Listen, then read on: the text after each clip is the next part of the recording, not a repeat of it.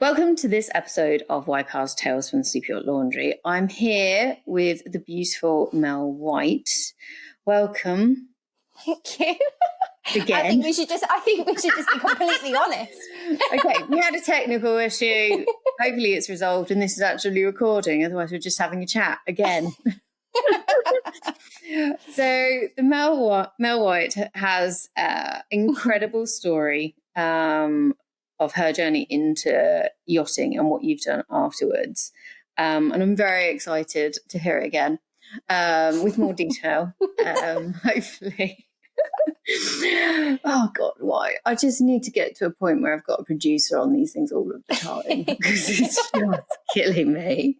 Absolutely killing me. Because I just get too excited about chatting about the people and like getting into it. Yeah. So Good welcome, presenter. Mel, to the Thank you. podcast. It's very lovely to have you on. We've got to crack on and basically say, let's get into your story.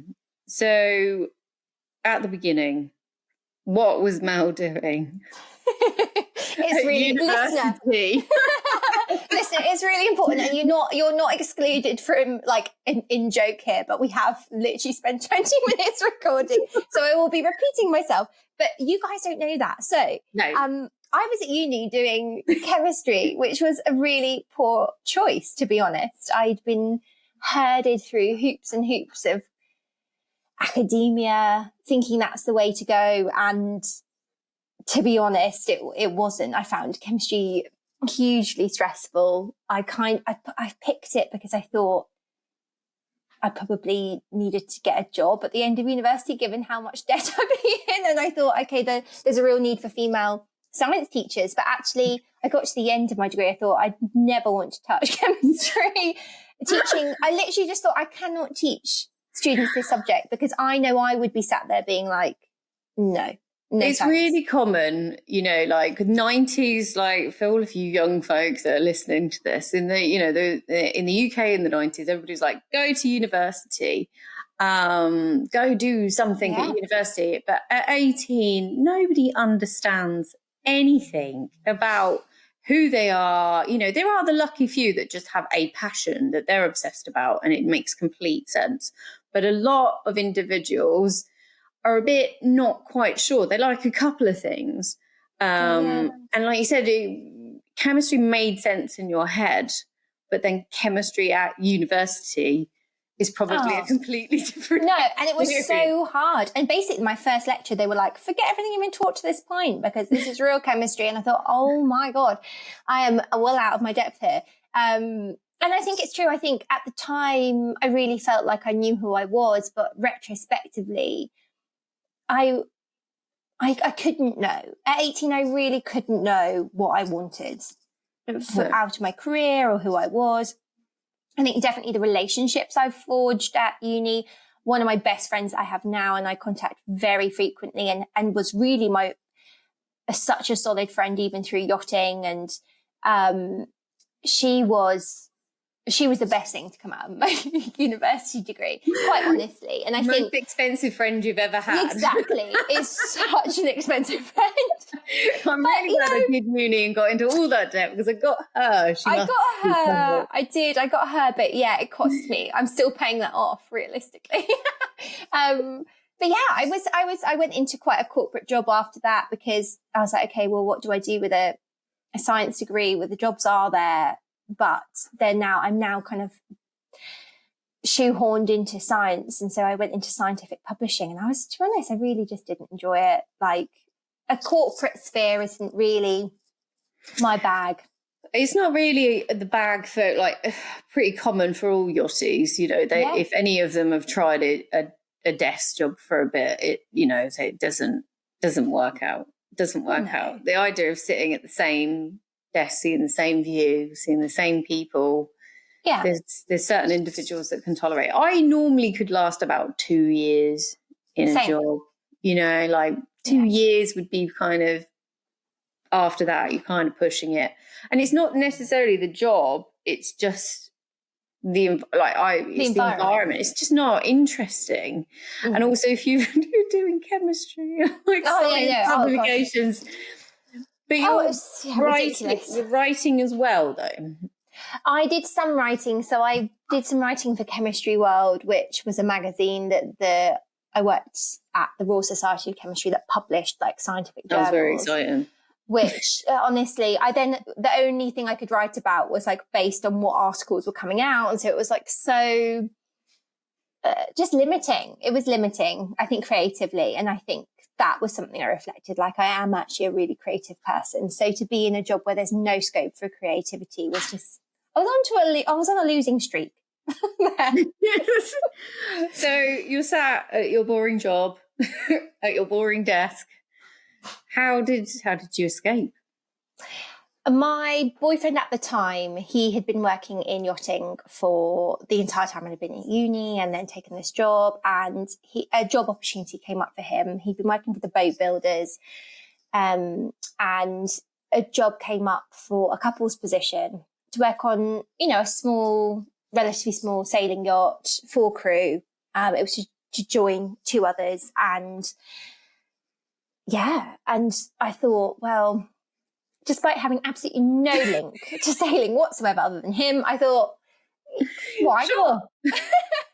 It's got to be better than being in the office. So also I just thought, at the time I was 22. So it's like, it was the right time probably just to be like, throw caution to the wind. You've got no ties, have you? No ties at home, your boyfriend is away, so that kind of kills that.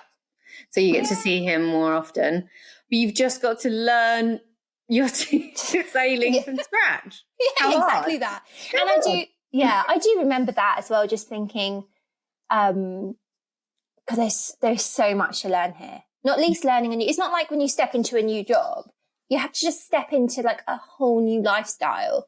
You have to learn stuff that's just not second nature to you. And that just is, fortunately, I think, especially when you go in a young age, you have a huge amount of energy. So even though it was like completely bamboozling at the start, it was also tinged with the excitement of learning something new. So it's the knots and stuff like that. Like, I was never going to be a decky on a big one or a small one. Like, it's not happening. And no sane person would let me steer for sure.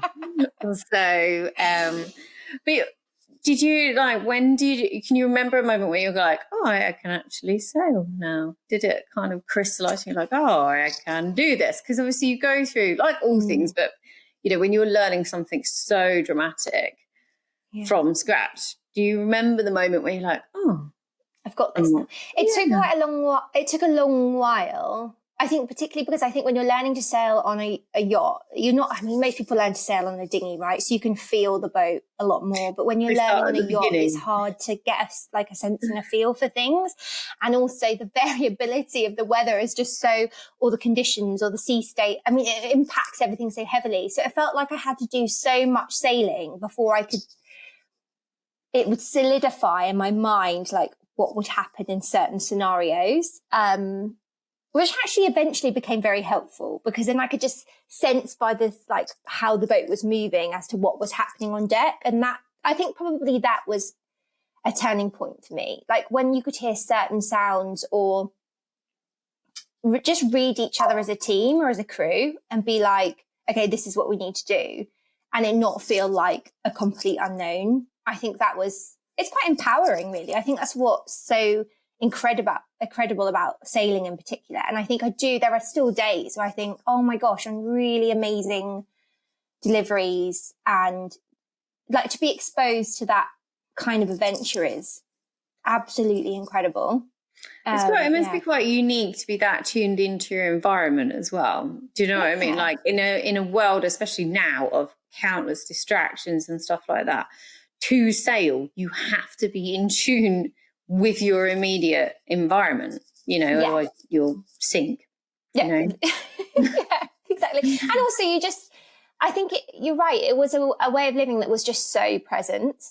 It was so all encompassing, and that had its pluses and, you know, its negatives. But I think, you know, it's really rare now that you can feel completely disconnected to the world. And I think really for a majority of my time I was working on yachts, even current affairs, I just didn't know what was going on. And I know that might seem a bit, I don't know, ignorant now, but actually it was hugely freeing at the time, but just to be like, well, actually don't know what's going on because I'm so in this bubble. And I don't know what country, you know, I'm not in the UK at the moment it was all around the time of Brexit as well. I remember at one point in my career, and I wasn't amongst any of the noise, literally none of the noise. And so in many ways that was quite freeing.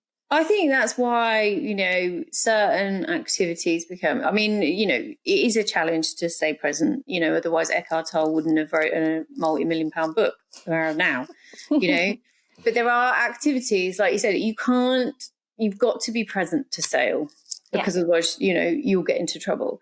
It's like rock climbing. Again, you can't really think about anything else when you're holding on, you know, like you haven't. Yeah.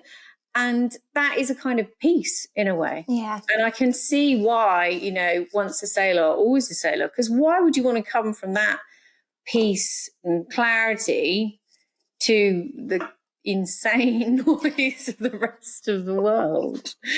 Yeah, and also, I mean, you just have, I mean, providing it's fair weather, but even in like tough sailing, like really, I mean, I had experienced a lot of bad weather in the time that I was working on sailing yachts. And I think you kind of come out the other side and feel like, whoa, we got through that. Like it really tests your humanity because you are literally in the elements. And I think we just live so separate from that every day. You know, we can find our food in the shop. We don't have to really operate. No. In the elements. Certainly not in the elements like we used to. We're not cooking around a fire. So, well, going to cooking. So when you, like, did they hire you just to be a sailor, or did you have other responsibilities on board? On sailing yachts, there are many hats. So initially I was hired as the stewardess. And probably with my ego at the forefront, I didn't find it very fulfilling. Service-wise, I love service. And I'd worked in hospitality jobs throughout my teens, and being customer facing for me, I really enjoy. So in terms of that, it was quite fulfilling, but I really felt like this might have been stigma I put on myself, but I think that I felt invisible kind of when cleaning and doing beds and heads. And I felt like I wasn't taken, or maybe it was my assumption that I wasn't getting taken seriously, but I really wanted to be seen as like a worthwhile person. And I think that is definitely a it's not a self thing. It's actually how the industry views the interior team all of the time. So it's not you feeling that way. That's how it's observed. But then part of the role is to be invisible. You know, you are supposed to be that invisible service, creating that standard. Yeah. So it's a double-edged sword. If you're doing your job really well, they shouldn't really know that you're around apart from at service.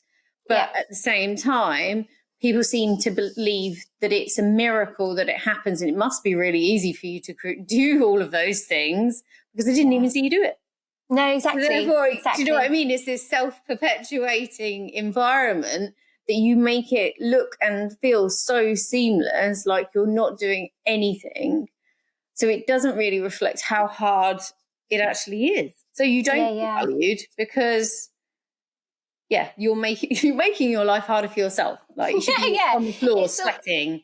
It's almost a thankless task, isn't it? Because the better you are at it, the less noticed you are. But I think there was an opportunity to go into chefing because the chef had to step away because they were pregnant, into a shoreside position, and that gave me the opportunity I just stuck my hand up basically and was like, well, I can give it a go. It was hard, but I'd done an Atlantic crossing covering as a cruise chef effectively, very different to charter chefing, but for some reason I like to be able to, to say, I've never done it before.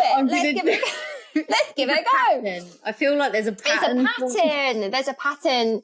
Pattern emerging there. And so, but I kind of felt like my creative outlet could be better utilized basically in food. And in many ways that was true. I think even though it was really hard at the beginning to learn, I think it was just hours and hours under the belt in the end that made it feel a doable job. And I think by the end of, like, particularly towards the middle and end of my career, I mean, I absolutely loved it. Like, it's like putting on a show, being a chef, particularly on a yacht, because you're tailoring all of the menus to people on board, and there's such a thrill to that. I think there's a way of looking at it and being like, so often I get people who don't work in the industry ask, like, was it really challenging? Do you have really difficult guests? Like, people always want to hear that. And I'm like, well, actually, for the most part, I used to just really enjoy having the challenge of creating a really exciting menu. Well, it's a game, isn't it? It's a game. Like, the aim of the game, like, for interior is we want tips. So therefore, we will make sure that you have the best. It's nice to make people happy as well. Like, we want to impress them. We want to give the wow factor. We want them to go, oh my God, I didn't even realize that you overheard my conversation and that was important to me.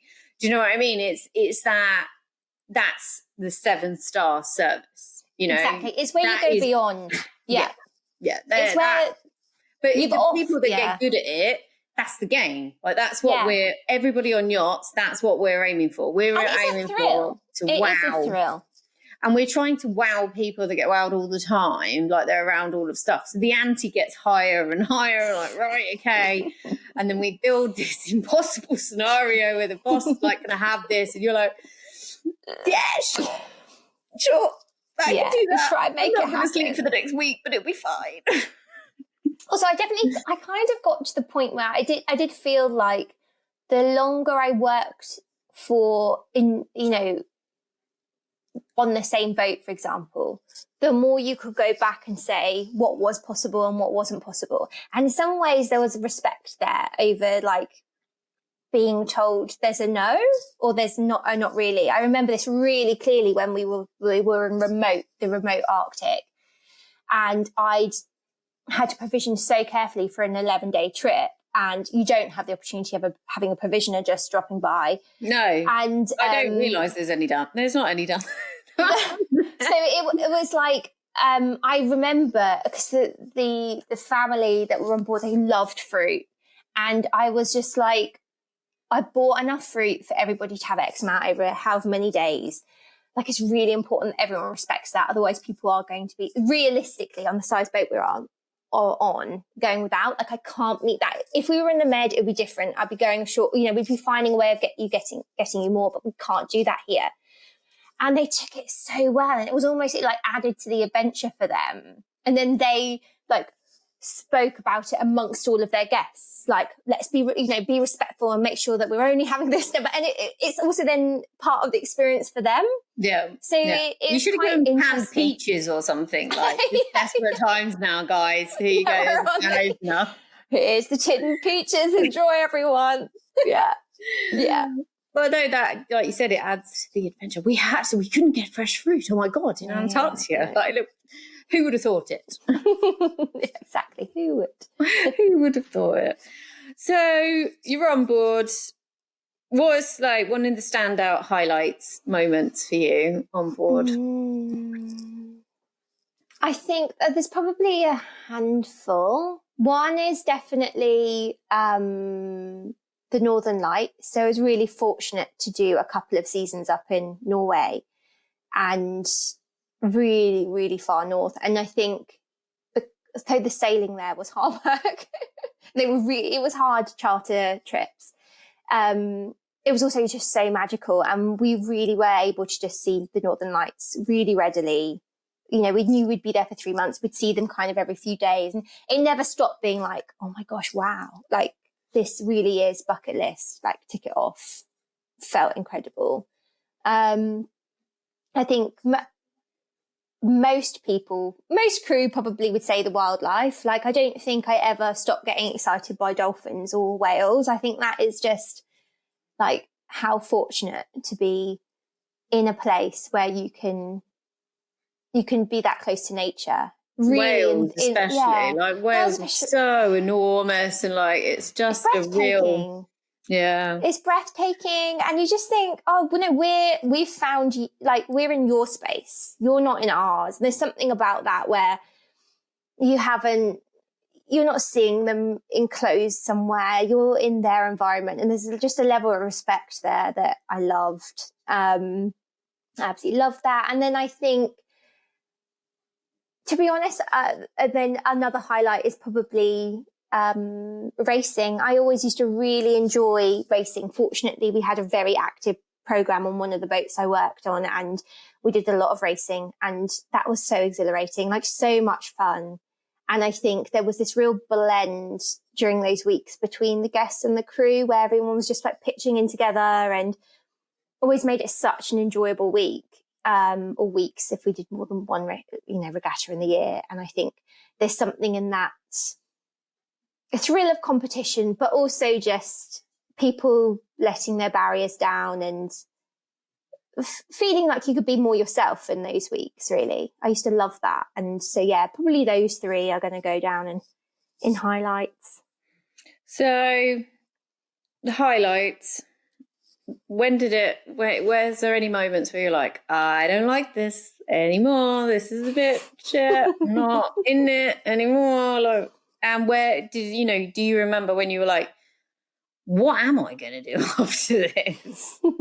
There's definitely two aspects of that. So one is I'm always really upfront and open about my kind of mental health when I was in yachting, particularly my first couple of years. I really struggled mentally. I think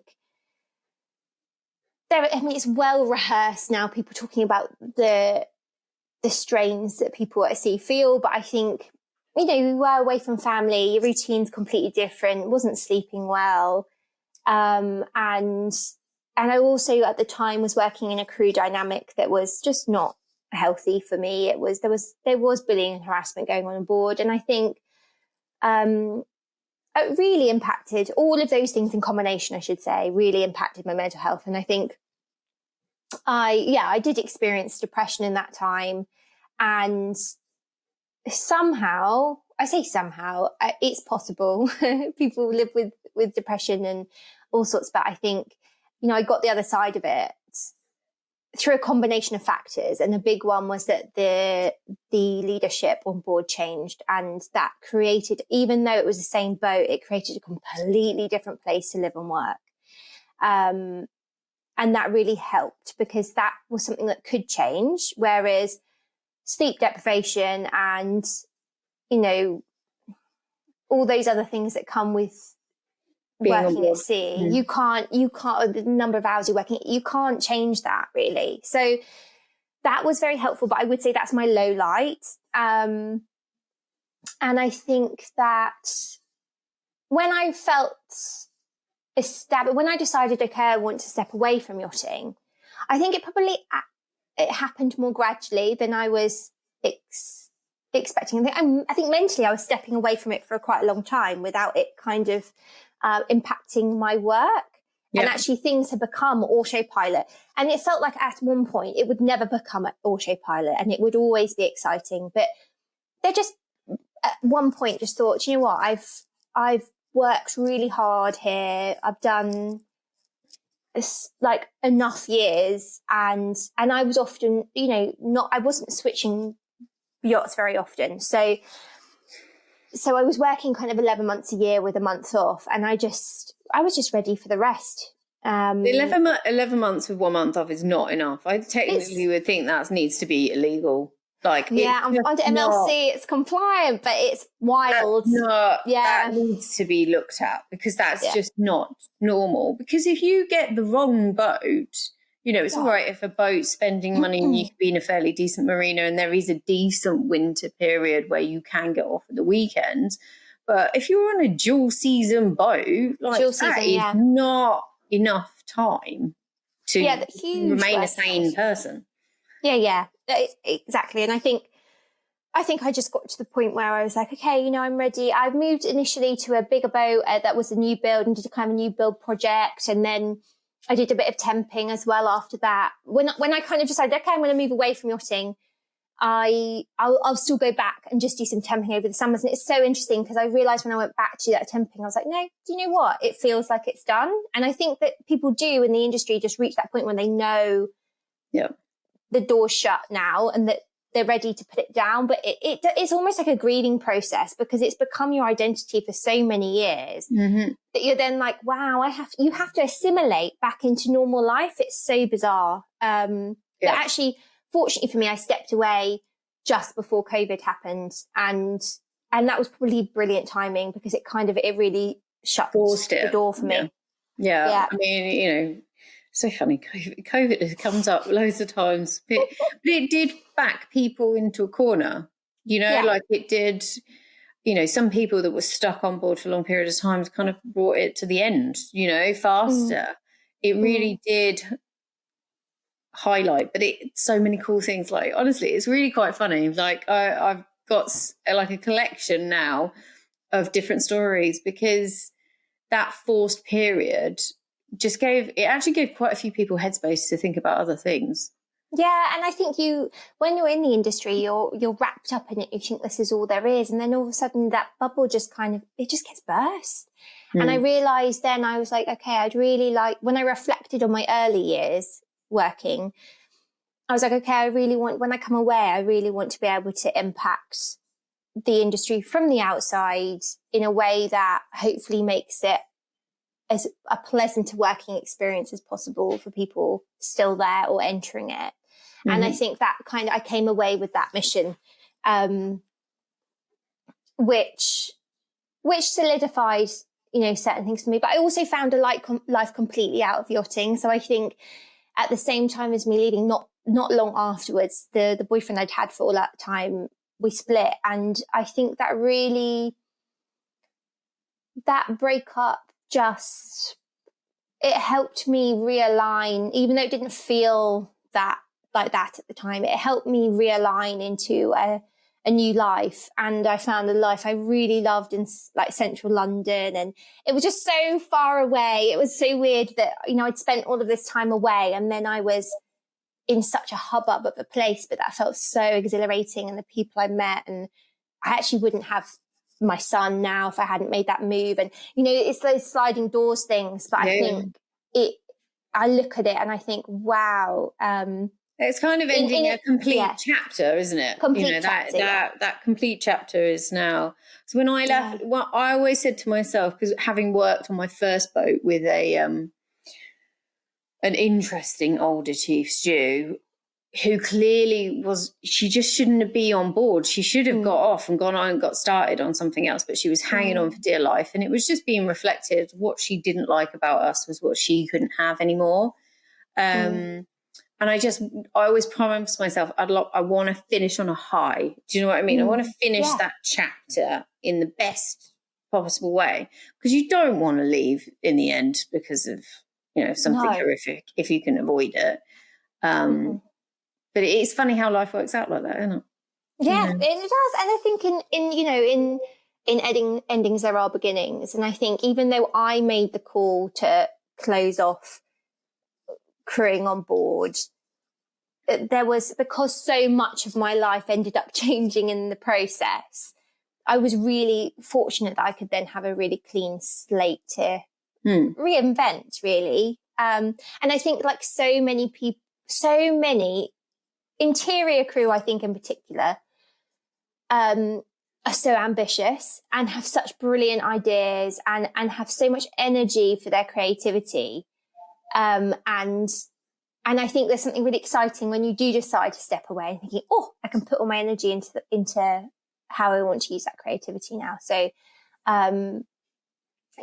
even if someone's listening to this right now and considering whether to step away or considering whether they've made the right choice, everything comes clean in the end. It's always, the next right step is always the best one.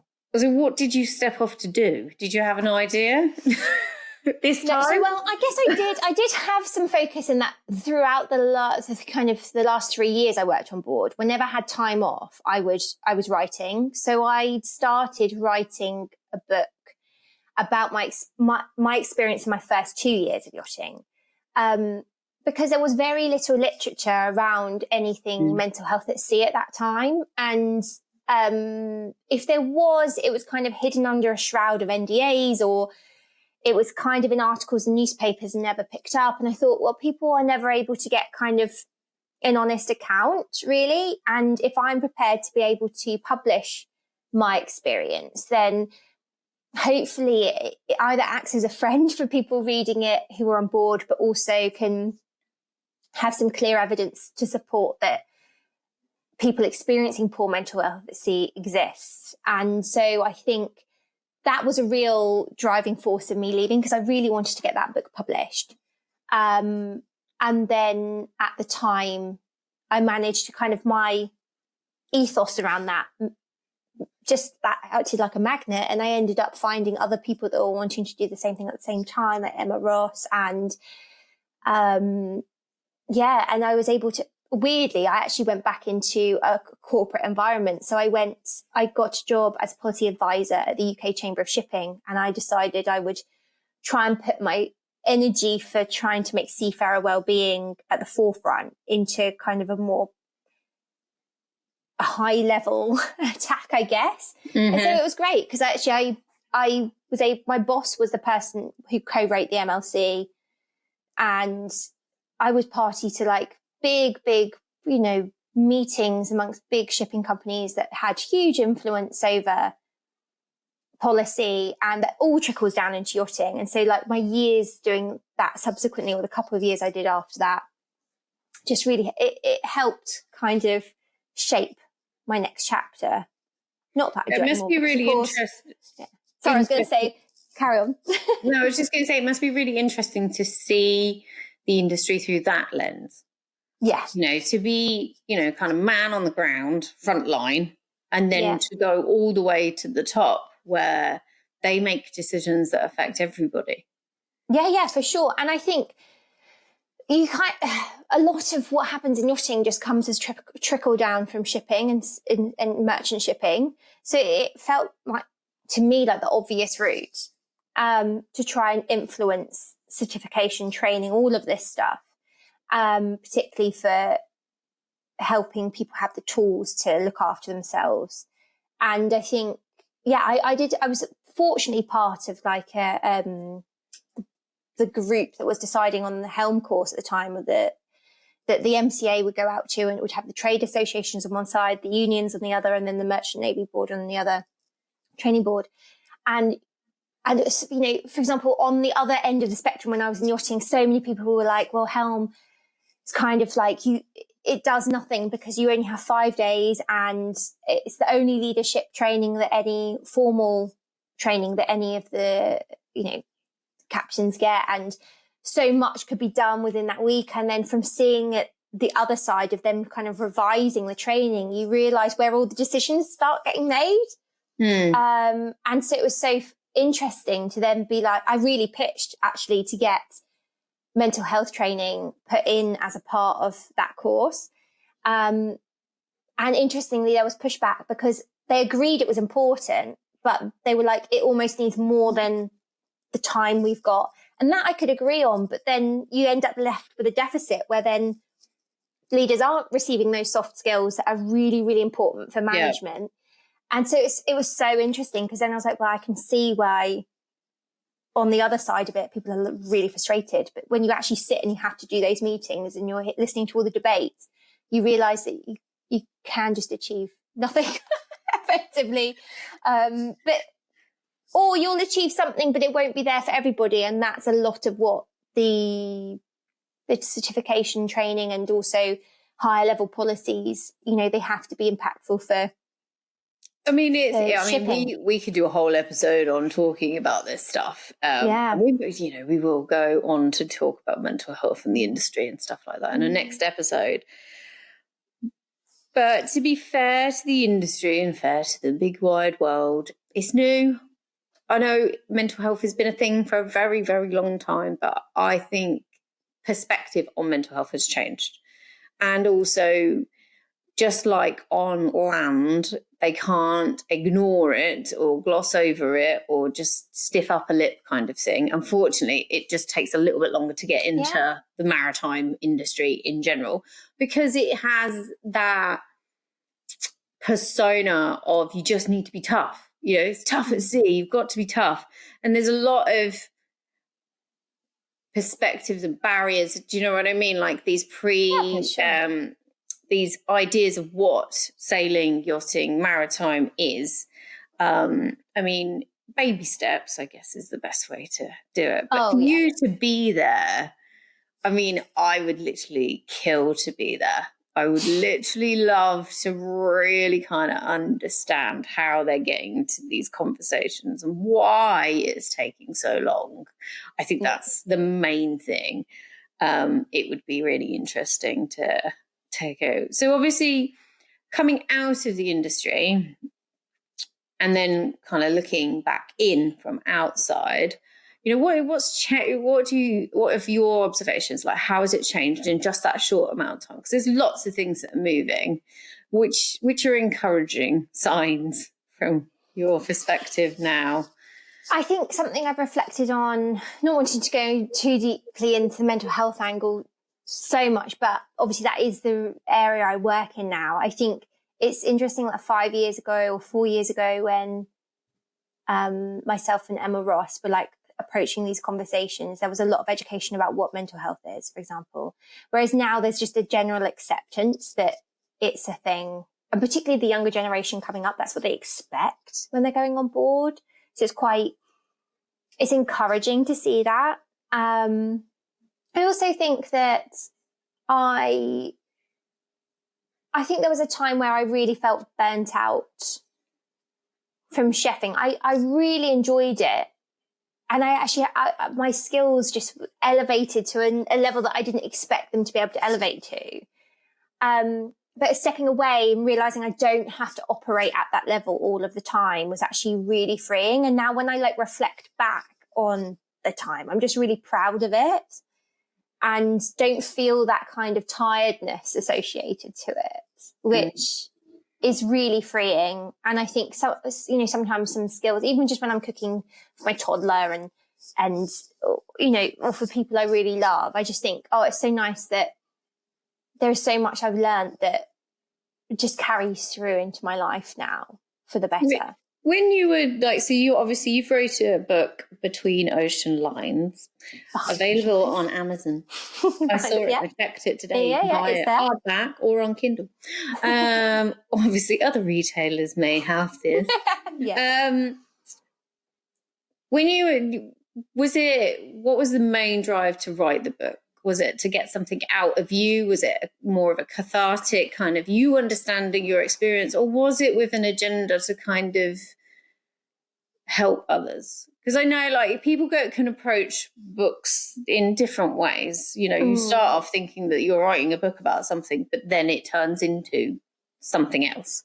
I think it's both those things. So I thought my methodology was like, I want to write something to be the friendly voice that I wish I had at that time, that if I dipped into that book, that I'd feel seen and heard, and that what I was experiencing might not be okay, but it's part of being human, or that to kind of act as a calibrator to work out what I was thinking and feeling at the time. Or I think when people go through certain levels of harassment, for example, it's really hard to ascertain what's happened to you until you're beyond or past that form of relationship. And so at the time I thought I was writing to help others, but I think realistically it was a cathartic process because I was able to work out how I thought and felt about it all. And even now, actually, I knew that book back to front, inside out, because obviously I wrote it, then I edited it lots, then, it went for legaling, and then it went through, my editor, and it went through the publishing process, and then everyone else's feedback when it came back. And it's so funny because now I feel quite a long way away from it, in that I see it when I read it, I hear the 20-something-year-old Mel. I don't hear the 30-something-year-old Mel. And probably if I wrote it now, I'd probably write it completely different. But then in many ways, it's then such an authentic piece of writing for the time. Yeah. And so in many ways, then I think, well, I can't and wouldn't change it, because it's it's honest for who that Mel was, you know. Yeah, it's quite, I mean, obviously there isn't, like you said, I mean, even now there's more conversation, there's more stuff around, but that the female experience on board is quite difficult, I think, in lots of different ways. But reflecting on what you've said just in this podcast, you're addicted to the challenge. Like, you've been addicted to challenges. I mean, obviously the university one was probably more an error in the beginning. Thanks, Cherise. I would definitely describe it as that too. It's like, well, maybe a technical error. I didn't read the small print. No, it's... Oh, I've lost my train of thought because I was laughing too much now. You were basically saying about challenges, that I was addicted to the challenge or challenges. Females on board are addicted to challenge, and I do think you get addicted to the challenge and the pressure on board, because the pressure does create great things. It taught you to sail, it taught you to cook. Do you know what I mean?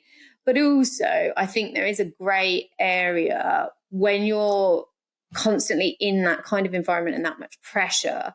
This is where harassment and bullying can maybe get a bit distorted and harder to see, because it's also intense and it's also fast. Yeah. And you writing the book and reflecting on what actually happened, because at the time, because you're all just doing, you just have to get on, and you do just let things go, things slide, and you perhaps don't absorb it. You're absorbing it, but you're not really absorbing it the way that you should, because you're just too busy. Yeah, you just are on automatic pilot a lot of the time, and there's very little room to kind of assimilate what is the person that needs to be able to function to do my job and do my job well, and what is myself, what do I think as me, and my morals and my values and all of those things, which quite often even when it comes down to banter and stuff like that, so it can become part of survival on board, but it also can really challenge and step into kind of abusive areas for people. And I think it's really hard to separate those strings. And I think it's okay to then have to be on some form of autopilot in order to survive and to do your job, right? And then it really was in kind of writing the book and taking the time out of yachting afterwards to be like, okay, right, unpick those strands a bit, and how has that made up who you are now? I think one way I'd describe it is, when you're driving along really fast and then a stone hits your car, it's hit your car and it's like, oh my God, like it's cracked my windscreen. But you're still going. You're still going. It's damaged your car, but you're still going because you haven't got time to sort all of that out. And then until it stops, you like look and you're like, I've got a few damaged little nicks and this and that. The nature of the job, I think, when it comes to females, like you said, you don't have time to think of your boundaries. You don't have to find time to, I felt really uncomfortable at that moment. I didn't like that, but we've got charter tomorrow. It's like 2 hours before guests arrive. That's where this grey area ends up being. So everybody should just write a book like you and just let it all out. It might not have the answers, but it does have some camaraderie. No, but it's, and I think that's obviously to go on to, what you guys are doing now with Seize the Mind. It's giving people information on how to process, let go, even in an environment that's not really giving you the time to kind of recognize what the hell's going on around you. And I think that's a really positive thing. Like I said, we will do a whole episode. I'm going to do my first 3-way I've decided. You heard it here first, everyone. Three-way podcast. Although we might try and do it. We might have to see if we can get a studio in London and do it. That'd be good. That would be really good. Yeah. And then somebody else can take control of the technical stuff. Yeah, exactly that. That'd be great. So we'll cover what you've gone on to do probably with Seize the Mind in a lot more detail in the next episode, because obviously Emma's been on before and we've talked about her journey. And I think Seize the Mind, from my perspective, is like a pioneering force within the industry, and it deserves a bit of respect and a three-way. So, we'll crack on and organise that. But talking, so obviously speaking to ladies that are on board, a chef on board, she's, they've just been through some really crap weather, getting to the Caribbean. She's over it. What are your 3 pieces of advice that you would give somebody on board for either surviving on board, getting on after? Like if you could tell Mel something, what would you say?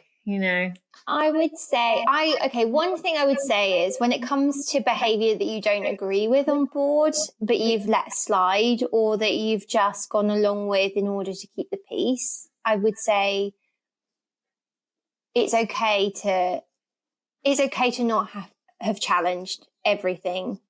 Try not to feel guilty about that, and to make sure that really it's not always safe to challenge, and recognizing in yourself if something's uncomfortable versus unsafe. And I think then you can really let yourself off the hook if you do then step away from that environment and think, why didn't I call that out? Why didn't I do that then? We're human. And also, if you didn't feel safe, it was not the time and the place to challenge it. And that's okay. I think the other thing I would say is, I'm probably always going to say this, but if you're feeling like you're living in your head and you're stressed and you're feeling overwhelmed and you can't see the wood through the trees, I would say just write something down on a piece of paper. Like, just try and get it out of your head, even if you do nothing with that except throw it in the overboard, or rip it up and put it in the bin. Just try and get what you're thinking or feeling down on a piece of paper, because that you can do on board. And there's science behind that. So yes, you will fall asleep. So before you go to bed, if you just let out whatever is rattling around in your brain, you'll fall asleep 50% faster. Thought books were introduced to me years and years ago. If you want to, so a thought book is you get a little moleskin, classy, and write down whenever you feel like it and just let out, and then read it back. You'll be like, I maybe need to have a chat with myself, because when I read mine back, I'm like, I am just talking. What is that? The internal critic is brutal, and you don't understand. You don't really. A thought book and something like you said to just let it all out. I literally filled a book. It was only a little one. Left it for a month and then read it, and it was the most horrific, shocking thing. I'm so mean to myself. It's unbelievable, and it's not necessary. It's not necessary, and it's not who you are. Your thoughts are not always who you are, and so it's so helpful to just separate that from yourself. It's really, it can be transformative for people to be able to do that. Yeah. So 100%. Recommend just even if it's just for a minute, or literally you can always afford yourself 2 minutes to set a time on your watch. And it's really interesting because you will start writing, and when that timer goes off, you won't want to stop, because you, all of a sudden you're like, hang on a minute, I've got so much more to say. But getting that out of your head, that's another one. And then probably my last thing to say is that every day is a miracle. I think even if you're really down in the dump, I will say this in 2 ways. If you're experiencing any form of mental health condition like depression, it's going to be really difficult for you to see this feeling like a miracle. But if you are at the other end of the spectrum where you're on the whole mentally healthy, but you're having a really difficult day or a tough day, just remember every day is a miracle. Like we live life on a very thin tightrope, and it's quite amazing that we are able to wake up in the morning and do what we do. So sometimes it's really hard to find gratitude, but even if I can't find gratitude, I do try and say that every day is a miracle, and it sometimes just helps me keep in check that I am just a drop in the ocean. No, they're very, very wise. Very wise. You're so wise now. Pearls of wisdom. Just 100% pearls of wisdom. You've got so many pearls, honestly. Right. So, unfortunately, let's just do one more quick one, and then we'll finish with a potential story if you've got one knocking around in that brain of yours. One weird or wonderful story that happened in yachting. But in 5 years, what's Mel up to now? Well, 5 years from now. From now, what are you doing? What's going on? Ideally, affirmation, like this is I'm asking the universe for. Yeah. Primarily, I want to be. I'm still going to say this annoying stuff that like everybody always says, but like seeing my family happy and healthy. I mean, we basically are happy and healthy now, but like being able to really reflect on still be really happy with who I am as a person is like a huge goal. It always is, but I think coming postpartum, I'm 2 years from 3 years actually. My son's 3 next month. I'm finally at a point at which I'm like, I feel really happy and comfortable and content and normal again in myself. And it takes such a long time to come the other side of that. So I think ideally in 5 years' time, I'm really well the other side of that. Or you might have done it again. Yeah, hopefully. We'll see. But crack on, get over and done with. Just go. It just makes it harder to let go. I feel like, okay, I'll turn into a loon for another 2 years. I'm fine. Yeah, but ideally, I work for myself now, but still be working for myself on projects that just keep my heart feeling full, really, that I always centre back to working with people at the centre. That's what's important to me. And I think when I start getting stressed or overwhelmed with work, just putting a reality check in and saying, is this aligned with my values? And if it's not, hopefully those things are shredded away from whatever I'm doing in 5 years' time. Very, very inspirational stuff. Very, very good. I love listening to all of this the second time around. You know, it's good. It looks like it's recorded. Let's hope it has. Fingers crossed. Fingers crossed. So do you have a crazy story? Just one of those moments on board you're like, in no other place on the planet does this kind of stuff happen. It doesn't it can be positive, negative, funny. You know, we have had some very random stuff said on this podcast.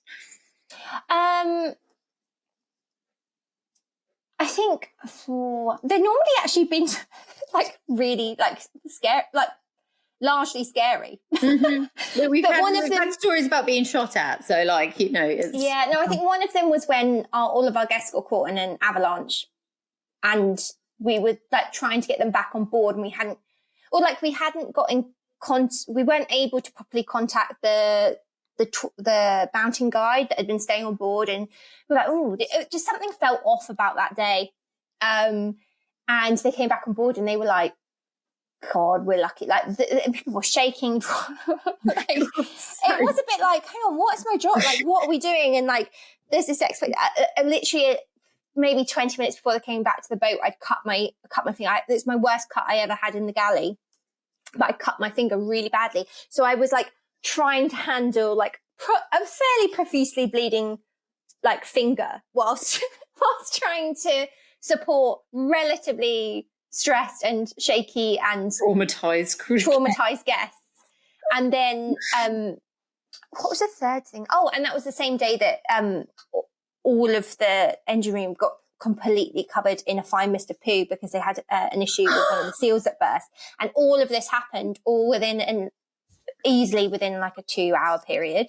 And we were just like, what the hell is going on? Like, why is this our job? Like, what are we doing here? Why are It we happens here? in trees. It only happens in trees. That's exactly it. We were like, what's the third thing to happen? And the third thing was the avalanche. And we were like, oh, shit, yeah, God had our number today. Wow. But yeah, that was probably my craziest day. That's a course in itself you can pitch, to the powers that be. How to deal with traumatized guests that have had a near-death experience. Yeah, near-death.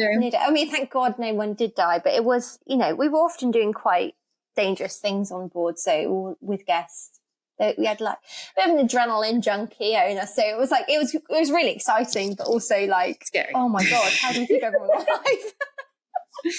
Well, I'm glad everybody lived. Yes.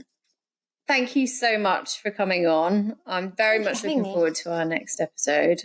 I've got loads of other things I wanted to talk to you about. I was doing my research. You put some of your favourite books, like The Red Tent. Oh, loved that book. Loved that book. And The Shack as well. Like, oh my God. Yeah.